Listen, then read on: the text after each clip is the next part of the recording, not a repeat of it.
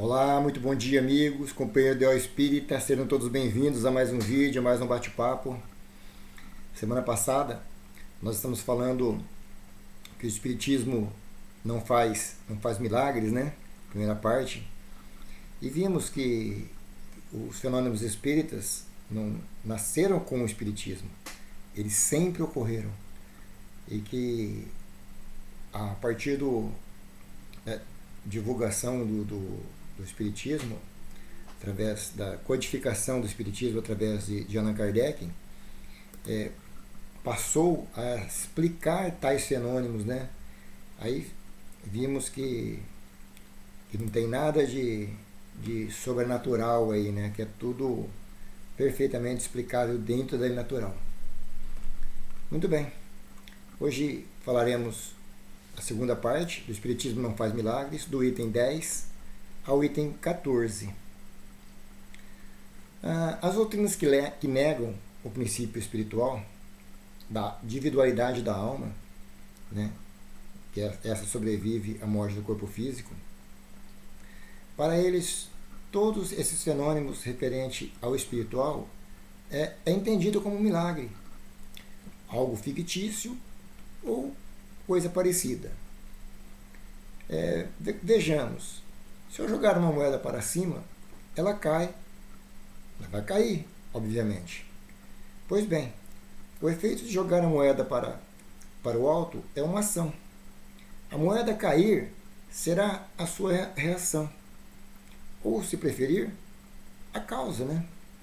Todo efeito tem uma causa. Ela se subiu, ela vai ser puxada para o chão pela lei da gravidade. Agora, quando não se acredita nos efeitos, como atribuir a causa?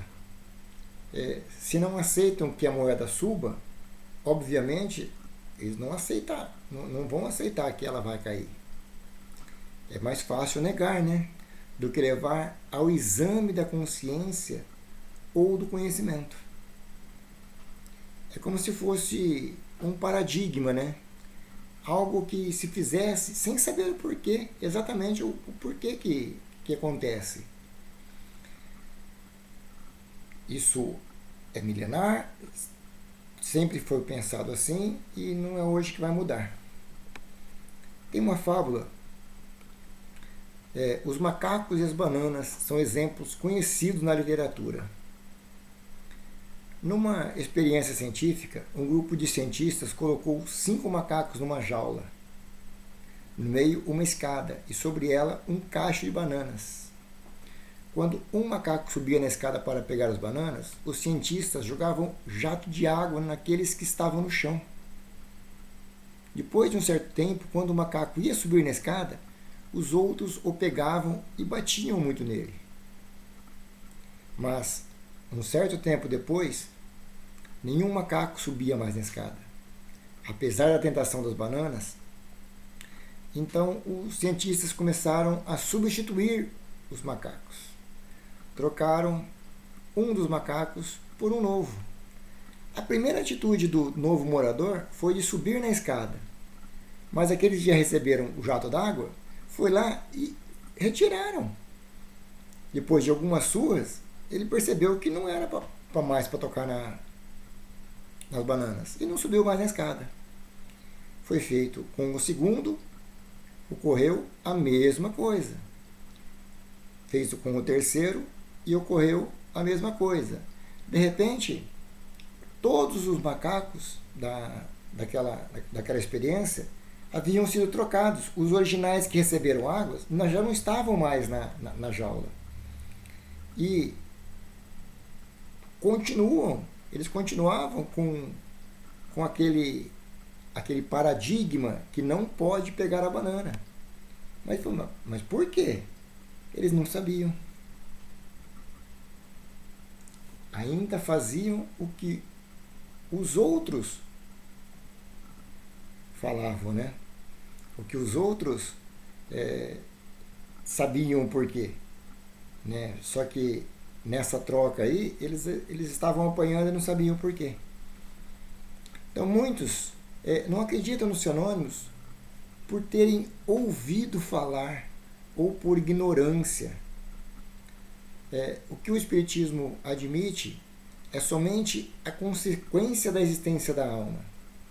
Fenômenos existem, sim, mas a doutrina codificada por Kardec não nos ensina a aceitarmos tudo sem questionamento, sem submetermos ao crivo da razão, da lógica.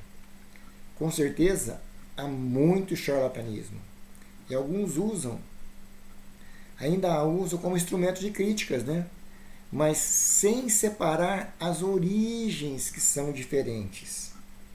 Ouvimos até hoje que as pessoas que não conhecem, né, a doutrina não conseguem distinguir o espiritismo das outras doutrinas e acabam classificando, né, o espiritismo como mesa branca.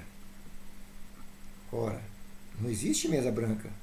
No centro, se a mesa é branca, é porque a toalha é branca, mas se colocarmos uma toalha azul, a mesa será azul. Então, o palavreado mesa branca é para designar uma coisa que você não conhece. Os fenômenos espíritas acontecem de várias maneiras. Porém, Chico Xavier nos ensina que o telefone ele só toca de lá para cá, né? Desde que o espírito comunicante tenha permissões e condições para tal. Encontrará, sim, os encarnados na condição de médiuns para reproduzir sua mensagem falada, escrita ou qualquer outra. Esses médiuns podem ser conscientes ou inconscientes. E muitos desses inconscientes nem espíritas são. E não deixam de produzir os fenômenos porque não admitem a doutrina. Um exemplo é o sonambulismo, né? Na qual, em certos indivíduos, é até involuntário, e em outros é provocado pela ação magnética. De uma forma ou de outra, tais fenômenos têm a mesma fonte ou causa primária. Por isso, a expressão que está em Mateus, versículo 10, 8. De graça recebestes, de graça dai. Porque tudo que nós fazemos como médium, ele é nos dado de graça. Nós estamos usando o nosso conhecimento. Estamos usando o conhecimento do médium. Então, não deve ser cobrado. Isso significa que os médiuns eles não fazem nada de sobrenatural. Não há milagres. Existem fenômenos de cura? Existem. Mas esses não têm maior valor do que outros fenômenos. Lembra que falamos de leis, né? Que ainda existem muitas leis que ainda não foram descobertas, mas que aos poucos estão sendo descortinadas pela ciência. Isso não quer dizer que essas leis não funcionem. Elas funcionam, elas são ativas, mesmo sem serem descobertas. O ar, nós não vemos o ar. Não tem como nós olharmos, mas nós não podemos negar que o ar existe. E tudo está inserido na lei imutável de Deus. É lei natural. Nada tem de maravilhoso ou de sobrenatural. Quando um mestre ele volta para ajudar um principiante, ele não tem nada de espetaculoso. Ele conseguiu uma condição superior e ele está voltando para ensinar um principiante. Por que teria de ser uma inteligência maior nos fenômenos espíritas a intervir onde tem merecimento e necessidade ser milagre? É alguém que já desencarnou, um espírito evoluído que está voltando para nos ajudar, recebeu tal graça, recebeu tal pedido. Por que é milagre? Um mestre ensinar um aluno é milagre? É a mesma coisa, né? A evolução, ela se faz necessária. O Espiritismo vem na hora certa esclarecer coisas que até então eram inexplicáveis até agora. Como foi o magnetismo lá atrás. Antes de ser explicado, ele era tido como algo maravilhoso. Depois que a lei foi descoberta, virou uma coisa tanto quanto corriqueira, né? Tira-se o véu do milagre, entende-se, começa a perceber algo como natural. Igual nas mesas girantes, né? Como que essas mesas levantavam. E o próprio uma operação, os próprios médicos, uma operação que é bem sucedida. Né? Foi milagre? Não. Ele teve conhecimento para poder efetuar aquilo. Muitas vezes ele tem ajuda do plano espiritual. Então não tem nada de milagre, está tudo dentro da lei natural. Então chegamos à conclusão que o Espiritismo ele contraria toda a ideia que se coloca na acepção dessa palavra milagre. Muitos dos fatos colocados lá atrás como milagres, antes mesmo do surgimento do Espiritismo, eles são facilmente explicados pelas leis que ele veio revelar. Aqui falamos de fatos autênticos e não aqueles fatos usados para explorar boa-fé.